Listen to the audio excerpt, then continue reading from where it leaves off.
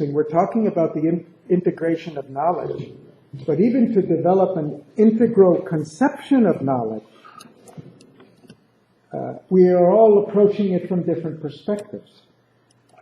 And when I conceived of this session, I was thinking of something else, but every contribution has been very rich. Carlos, I loved your paper and I loved your presentation. And those of you who want to read the paper, it will be out in Cadmus next month, and you'll all, and I recommend it. It's a really stimulating, thought-provoking paper. Carlos was really talking about integrating ideas. Ideas that integrate thought in the physical plane, in the plane of life, in the plane of mind, and he even suggested maybe we can integrate or unify between the three in future, and that's a great challenge for us. And I'm going to come back with a question at the end. Marta raised at the break today a part of this topic which I hadn't conceived at all. I don't know why, because we're deep in it all the time. She said she wants to talk about the integration of faculties. The knowledge, each faculty has a capacity to reflect a different dimension of reality, and she wants to talk about if we really want to grasp reality, we need to use all the faculties, which actually, when I come to think of it, was a basic premise for this course. But when I was thinking of integration of knowledge, it didn't come to mind.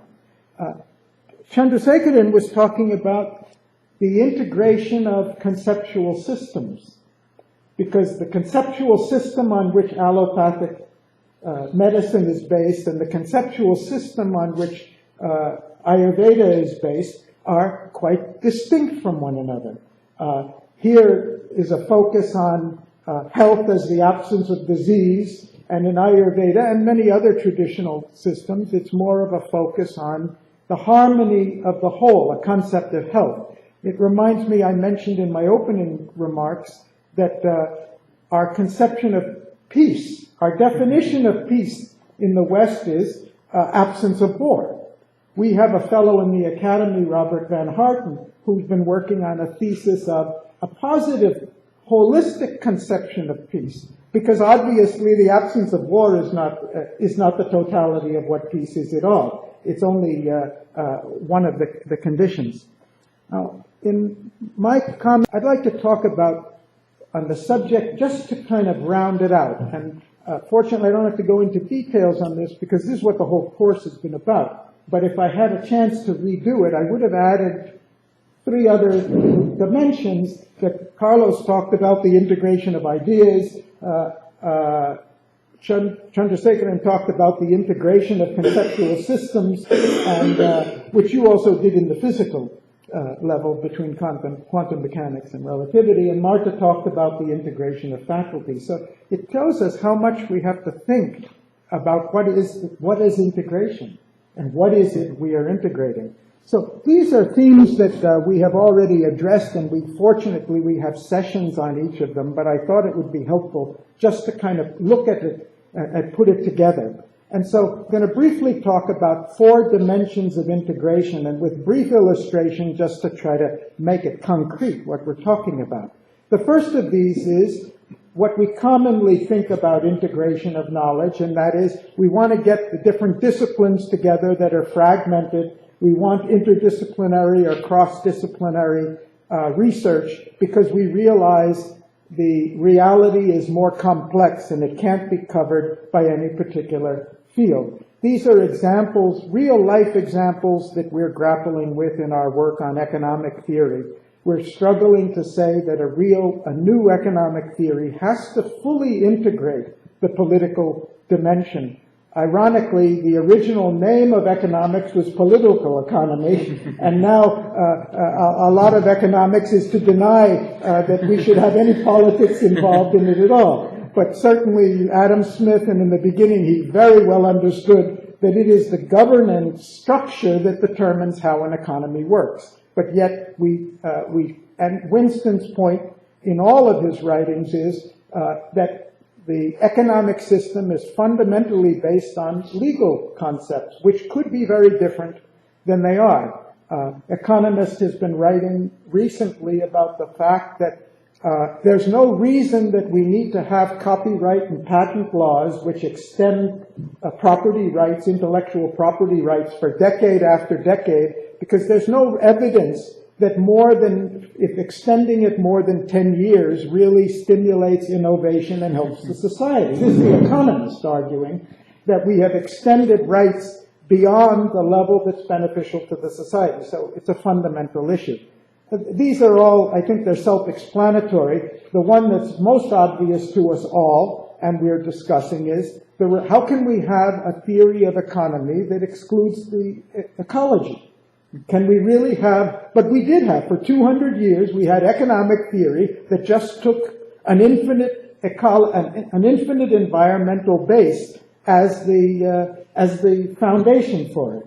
So obviously the interdisciplinarity is necessary. Integration across disciplines is self-evident. The second one, which we came up with, and now Tibor has given us a more colorful or characteristic way, is that we need to look at not only the horizontal integration of knowledge across disciplines, but the integration of knowledge at different levels. And I mentioned in my opening presentation on different ways of thinking that we do know that there are transdisciplinary principles. I'm talking now really in the social sciences. We do know there are principles that transcend particular disciplines, that represent different depths of the reality that we're trying to study. And I put up here one line. It's a thought from Sri Aurobindo in a philosophical work in which he said that life evolves by consciousness, consciousness evolves by organization.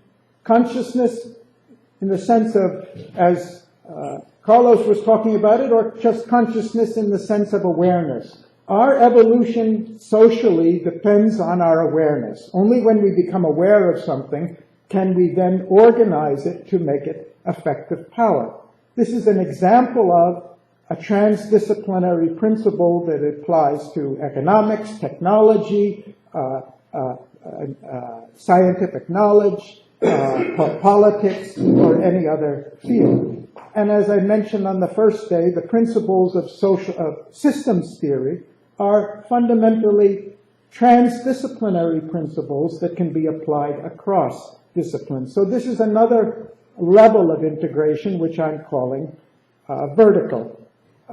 We are going to come to a course in the fall on social power, because in our discussions in the Academy for New Paradigm, we've identified, Winston has been very active on this, we've identified that you really can't talk about a new paradigm in any field, social field, without looking at where is power in the society, and how not only how is power generated, which I'm calling social capacity, and how is power distributed.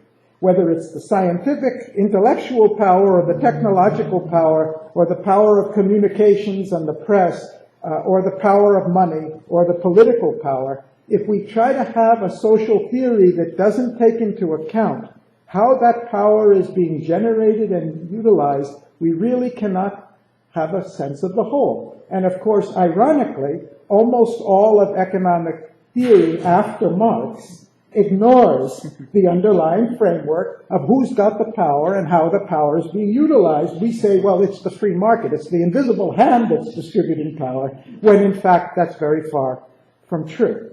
The third dimension of integral knowledge or integration is a theme that we discussed yesterday and on the opening day, and we will come back to, and that is, how do we integrate the objective and the subjective dimensions of knowledge?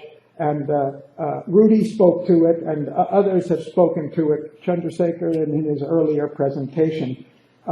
And Winston has constantly been coming back to this, that the most central thing in social science is, what are the values that we're trying to realize? And yet, social theory, in its effort to be appear to be a natural science, has tried very often to be value-free. Karl Popper warned against what he called misguided naturalism in the social sciences, forgetting the fact that the social sciences are our attempt to realize values, not our attempt to arrive at an impartial knowledge of a physical reality which we're disconnected from.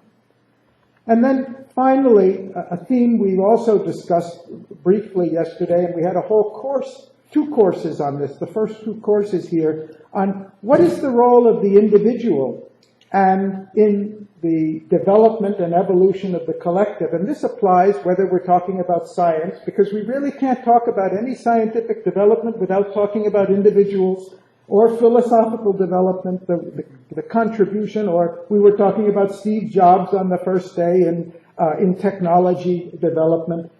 In every field, the individual is not just a particle, not just a nameless particle like all of the others. The human individual is capable of a unique contradiction and contribution. And any social theory, if it's going to be a unified, integrated theory, is going to have to tell us the relationship between the individual, whether it's an Abraham Lincoln or a Mahatma Gandhi or anyone else, or a Martin Luther King, and the totality. And we also have to be able to look at the transitions from the individual who pioneers, whether it's Copernicus' thought or Einstein's thought, and how society responds to those innovations, resists them, imitates them, eventually accepts them, institutionalizes them, organizes them, and then makes them part of the culture. So very briefly, this is the topic of a 6-day course that we had, and all of the videos are up there. But I just wanted to show that this concept of integration is really, really challenging for us, even to think about what integration is. And if you look up in the dictionary, I think you'll be very disappointed with the definition of integration, which is it's used as a synonym for synthesis, but what are we synthesizing? At what level are we synthesizing? So I'm putting back up that diagram from day one. It's not adequate in itself.